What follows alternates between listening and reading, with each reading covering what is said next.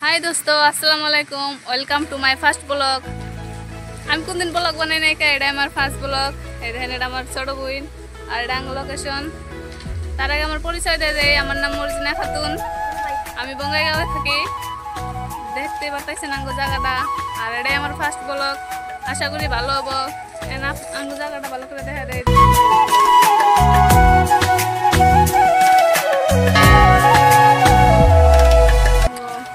বঙ্গাইগাঁও একটা বড় শহর কিন্তু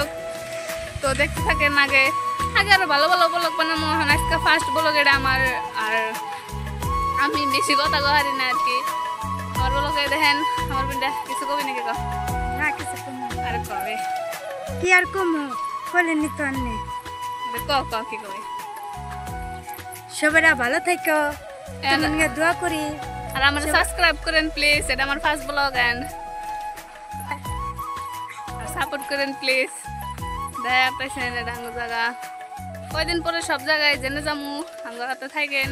এন্ড আমার ব্লগটা দেখেন যদি ভালো লাগে তাহলে লাইক করে দিন প্লিজ এন্ড সাবস্ক্রাইব করেন যদি ভালো লাগে এন্ড থ্যাংক ইউ